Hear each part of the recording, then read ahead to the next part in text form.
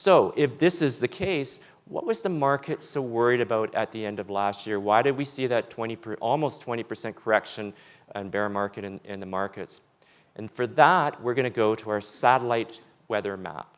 And you can see from this map 2 Category 5 storms, both simultaneously heading for the US mainland in what we're going to call the perfect storm. The name of those 2 hurricanes, Hurricane Donald and Hurricane Jerome. We're going to first start off with Hurricane Donald. You can see from this chart, this is showing the betting odds that Trump will be impeached in his first term. And at the beginning or the end of last year, it was around 50%. But it's been moving lower. In fact, on March 25th, it closed around 22%. Why? Well, the first thing that happened was the Speaker of the House, the new Speaker of the House, who's actually, I would say, the old Speaker of the House, Nancy Pelosi, came out and said that the Democrats were not going to try and impeach Donald Trump. They felt it would divide the nation too much, and quite frankly, in her words, he's not worth it. So that helped his odds. The other thing, of course, was the Mueller investigation showing no collusion. This was a key thing. That's the one thing that probably would have led to the impeachment if they found some collusion. So without that, the betting odds have been going up. The other thing that with Donald Trump that was somewhat concerning and has been concerning in his 2 years in office is the turnover that you've had in the White House. You can see at this point of his administration, he's had more people going in and out of the White House than any other presidency.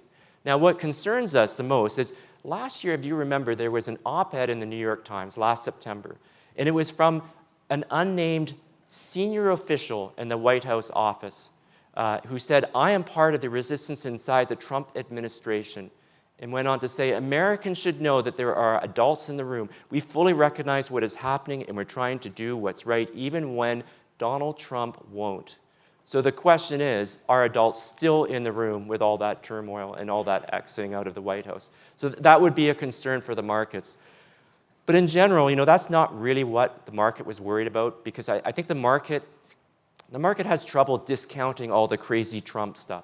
Quite frankly, there's just too much of it. What was really concerning the market with Hurricane Trump was the trade war with China.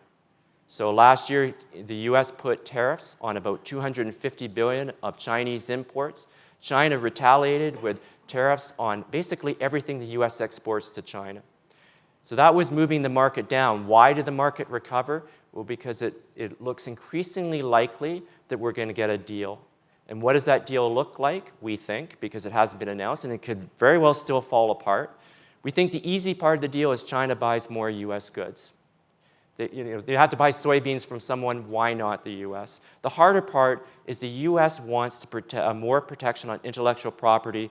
They want China to reduce subsidies to their state-owned enterprises, and they want to make sure that you stop the technology transfer from US companies that want to do business in China.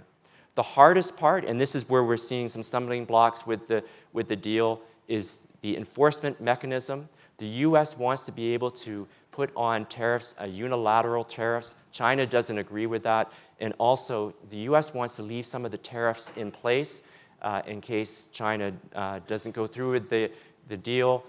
China wants all of the tariffs taken off right away. So we'll have to see how that plays out. It looks good like there will be a deal, and that will definitely help the markets. But we would point out that with Hurricane Donald, it's not going to go away. The next target likely is Europe, and you could see some trade war with Europe. And the other thing I would mention is in 2020, he's up for re-election, and there's a good chance he could be re-elected. And another 4 years of Hurricane Donald is something I don't think any of us want.